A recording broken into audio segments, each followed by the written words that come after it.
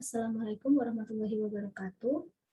Sebelumnya di sini kami akan mempresentasikan tentang bagaimana cara untuk menyelesaikan soal untuk riset operasi dengan menggunakan metode simplex. Nah, sebelumnya di sini kami beranggotakan oleh 2 orang, yaitu di mana saya sendiri dengan nama Arum Findiani NIM 19 18 10 10 10 16 dengan rekan saya Indriani Masuci Putri dengan NIM 19 18 10 10 10 13. Kemudian kasus yang akan kami bahas di sini adalah di mana PT EB07 akan membuat sebuah kain sutra dan kain wol yang terbuat dari benang sutra sebanyak 3 kg untuk pembuatan kain sutra dan benang sutra 4 kg dan benang wol 1 kg, di mana untuk pembuatan kain wol. Untuk masing-masing membutuhkan masa kerja sebanyak 2 jam dan untuk kain sutra dan kain wol. Benang sutra dari 120 kg dan benang wol kurang dari 20 kg dan untuk masa kerjanya sendiri adalah kurang dari 40 jam.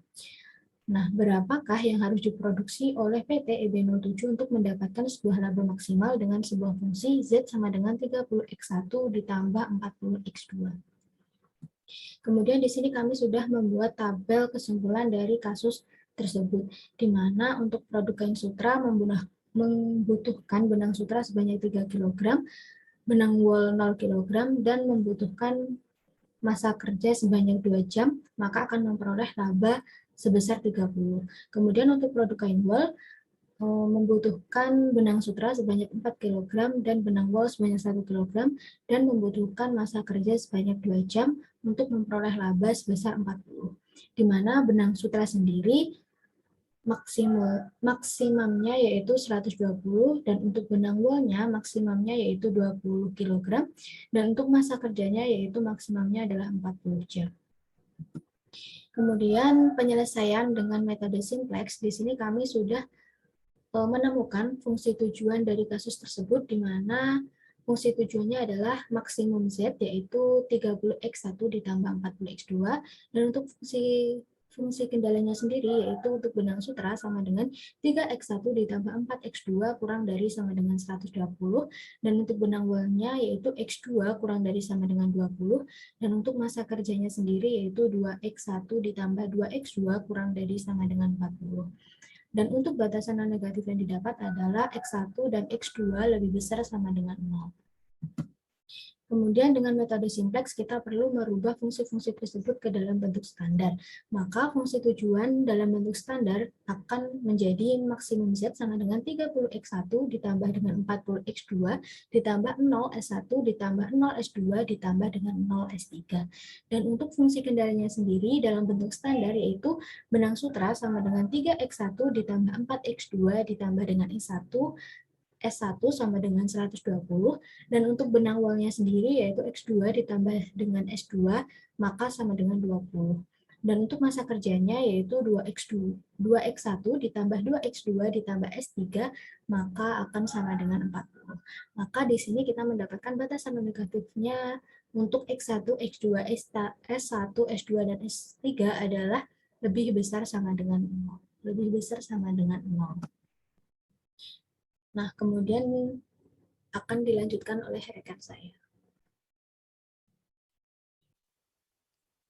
Baik, di sini saya Indriani Masuji Putri akan mempresentasikan tentang tabel simplex awal.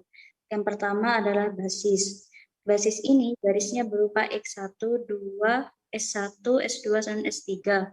Diperoleh dari fungsi tujuan variabelnya saja. Kemudian koefisiennya itu diletakkan di atasnya. Samaan ada 30x1. Berarti koefisiennya itu diletakkan di atasnya x1. Kemudian 40 koefisien dari variabel x2. Begitu juga 0. Yang ini 3 itu ditulis di atasnya variabel S1, S2, dan S3. Kemudian di bawahnya koefisien kemudian di bawahnya variabel X1, X2, S1, S2, S3 ini 3 baris ke bawah, 3 kolom adalah fungsi kendala. Kemudian ada kolom RHS. Kolom RHS ini isinya adalah fungsi maksimum nilainya. Di persamaan 1 itu kan maksimumnya 120, persamaan 2 maksimumnya bernilai 20, dan yang persamaan 3 bernilai 40.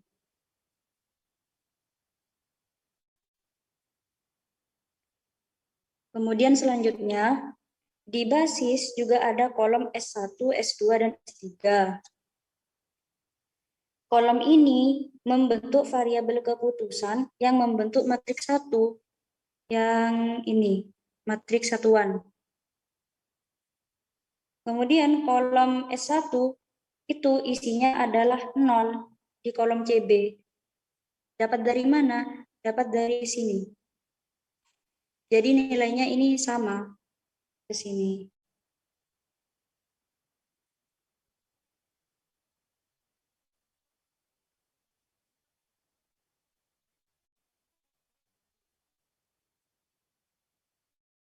Selanjutnya adalah menentukan baris ZJ-CJ.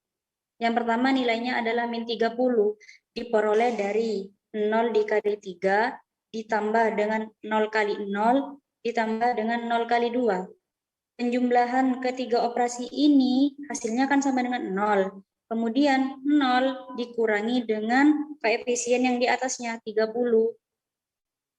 Makanya diperoleh nilai min 30. Kemudian selanjutnya min 40 didapat dari 0 dikalikan 4, 0 dikalikan 1, kemudian 0 dikalikan 2. Dijumlahkan, kan hasilnya sama dengan 0. Dikurangi dengan koefisien di atasnya 40, berarti 0 dikurangi 40, maka hasilnya adalah min 40. Cara yang sama juga berlaku S1, S2, dan S3.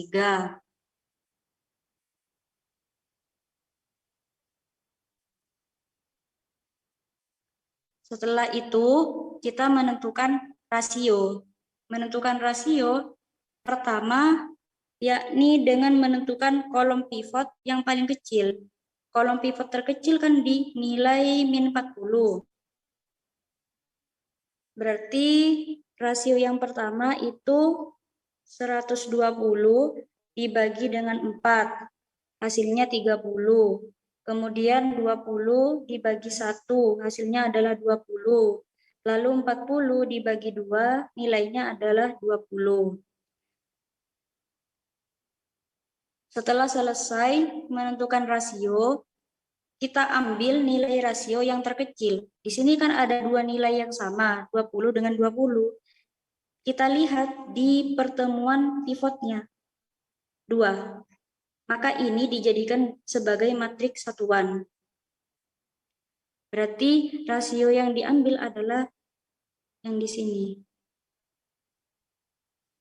Cara menentukan matriks satuan adalah dengan menggunakan metode Gauss-Jordan.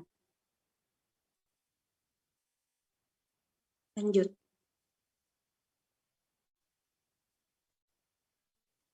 Yang pertama, kolom B3 dikalikan dengan setengah. Tadi nilainya kan di sini adalah 2.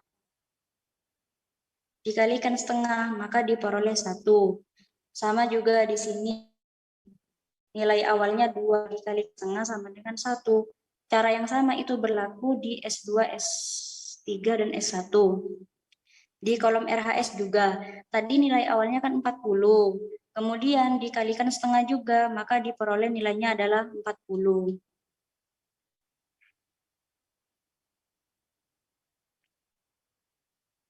Selanjutnya,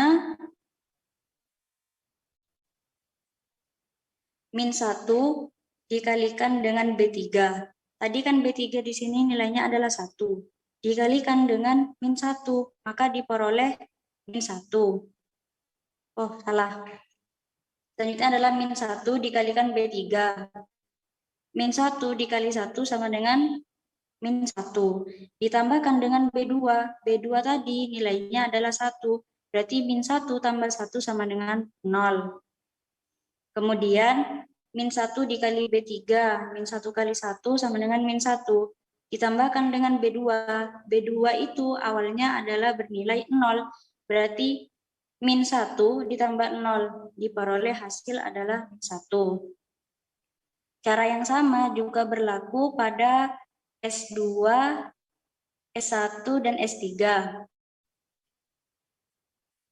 Kemudian di kolom RHS, min 1 dikalikan dengan 20, diperoleh min 20.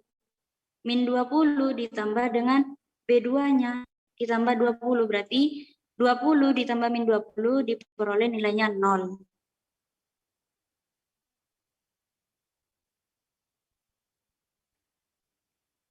Selanjutnya, min 4 dikalikan dengan B3.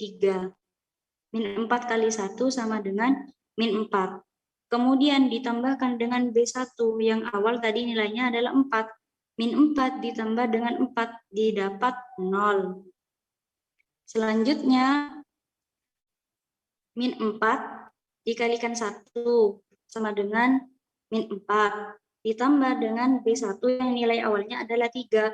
Min 4 ditambah 3 sama dengan min 1. Cara yang sama juga berlaku pada S1, S2, dan S3. Setelah itu tabel RHS-nya. Min 4 dikalikan dengan 20. Diperoleh min 80. Ditambahkan dengan B1 yang awal yang nilainya 120.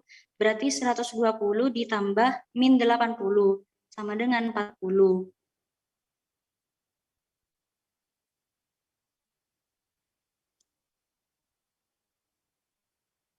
Setelah itu, ini adalah hasil tabel iterasi.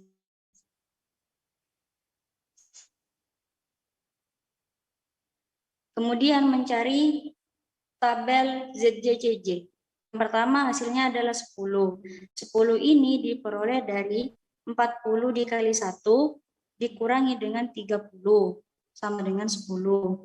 Kemudian 0 diperoleh dari 40 dikalikan dengan 1 dikurangi dengan 40. 40 dikurangi 40 sama dengan 0. Yang di S1 caranya juga sama, 40 dikalikan 0 sama dengan 0, ditambah dengan 0, maka hasilnya adalah 0. Kemudian di S2 juga sama dengan caranya juga di S3.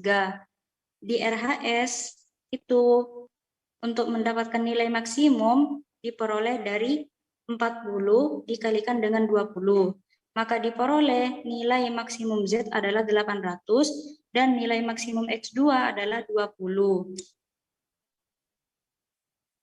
Karena pada tabel ZJCJ ini hasilnya sudah positif semua, maka tidak perlu dilakukan iterasi kedua.